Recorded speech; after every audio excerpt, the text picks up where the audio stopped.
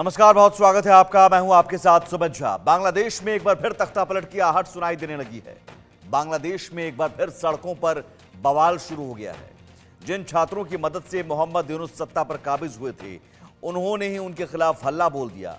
ढाका में हजारों की संख्या में छात्र सड़कों पर उतर गए, जिसके बाद यूनुस सरकार को उन्हें कंट्रोल करने के लिए बॉर्डर गार्ड फोर्स लगानी पड़ी। लेकिन छात्रों का गुस्सा इस कदर भड़का था कि वो बांग्लादेश के सुरक्षा बलों से भी भिड़ गए। झड़प में 5 छात्रों को गंभीर चोट आई है।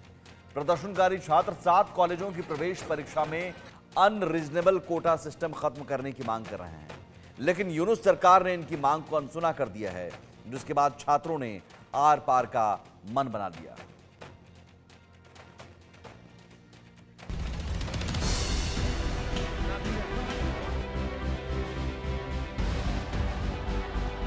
तो जिसकी भविष्यवाणी की जा रही थी, जिसका अंदेशा जताया जा रहा था, वो सच होने वाला है। बांग्लादेश में एक बार फिर 5 अगस्त 2024 की तस्वीर दोहराई जाने वाली है।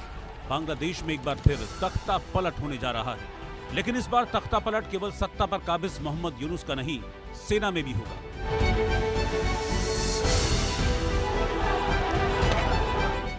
ये तस्वीरें इस बात का सबूत हैं कि बांग्लादेश में विरोध के सुर तेज होने लगे हैं। जो लोग आम जनता को झूठे सपने दिखाकर, झूठे वादे करके सत्ता में आए थे, जो 6 महीने से सत्ता की मलाई खा रहे हैं, आम जनता उन्हें सत्ता से उखाड़ फेंकने का मन बना चुकी है। और ये तस्वीरें उसी की शुरुआत का सबूत हैं। जिन छात्रों की मदद से मोहम्मद यूनुस बांग्लादेश की सत्ता में आए थे, अब वही छात्र यूनुस के लिए सड़क पर उतर आए। ढाका में छात्रों ने यूनुस के खिलाफ विरोध शुरू कर दिया है। ढाका यूनिवर्सिटी के छात्रों ने पूरी रात यूनुस सरकार के खिलाफ हंगामा किया। छात्रों की आवाज को दबाने के लिए यूनुस की फोर्स ने छात्रों पर कार्रवाई की। बांग्लादेश सुरक्षा बलों से झड़प में कई छात्र घायल भी हो गए।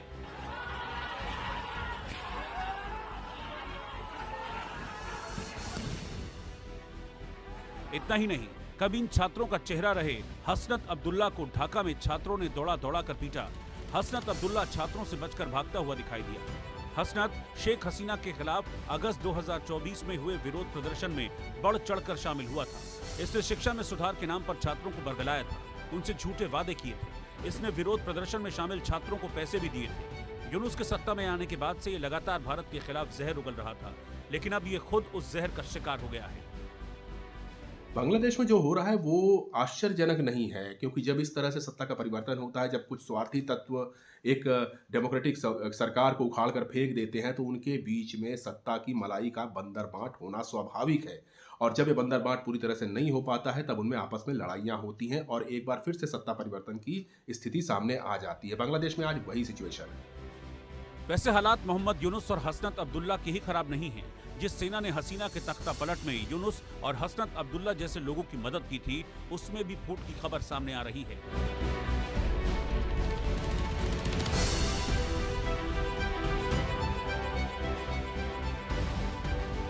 बांग्लादेश की सेना में तख्ता पलट की अटकलें लगाई जा रही है। ऐसी रिपोर्ट सामने आई है जिनमें दावा है कि देश में चल रही राजनीतिक उठापटक के बीच बांग्लादेश आर्मी चीफ वकारुज्जमा को हटाया जा सकता है। कट्टरपंथी इस्लामी रुख वाले लेफ्टिनेंट जनरल मोहम्मद फैजुर रहमान सेना की बागडोर संभालने की साजिश रच रहे हैं। वो जमा के खिलाफ माहौल बनाने की कोशिश में लगे हैं। लेफ्टिनेंट जनरल मोहम्मद शाहीनुल हक और मेजर जनरल मोहम्मद मोइन खान का नाम भी इस साजिश में उछल रहा है।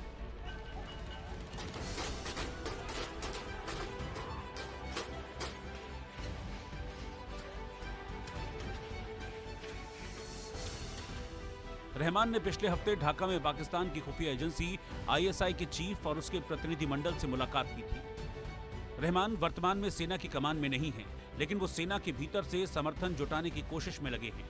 ऐसी जानकारी भी है कि वो बांग्लादेश सेना की खुफिया शाखा DGFI का समर्थन जुटाने की कोशिश कर रहे हैं। मोहम्मद यूनुस जो सिर्फ दिखावे के लिए राष्ट्रपति हैं, उनके पास कोई ताकत नहीं है। असली ताकत बांग्लादेश की सेना के पास है, लेकिन अब उसके अंदर भी सत्ता की मलाई खाने के लिए 3-4 गुट बन चुके हैं। जनरल वकार जो कि सेनाध्यक्ष हैं, वो सेंट्रिस्ट माने जाते हैं और उनके ऊपर ये आरोप लगाया जा रहा है कि उन्होंने ही शेख हसीना को देश से भागने में मदद करी थी।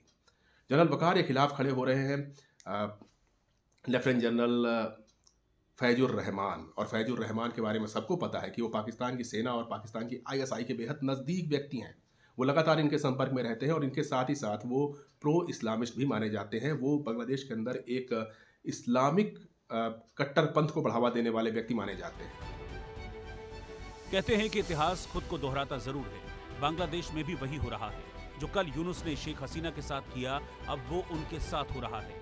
ऐसे में ये कहना गलत नहीं होगा कि बांग्लादेश की सत्ता की कुर्सी पर यूनुस अब कुछ ही दिनों के मेहमान हैं। उनकी जल्द विदाई होनी तय है।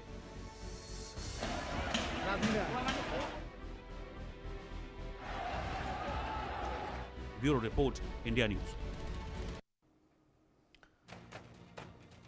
और हमारे साथ इस वक्त जुड़ रहे हैं मेजर जनरल राजन कोचर साहब, डिफेंस एक्सपर्ट के तौर पर। जनरल साहब, बहुत स्वागत है आपका।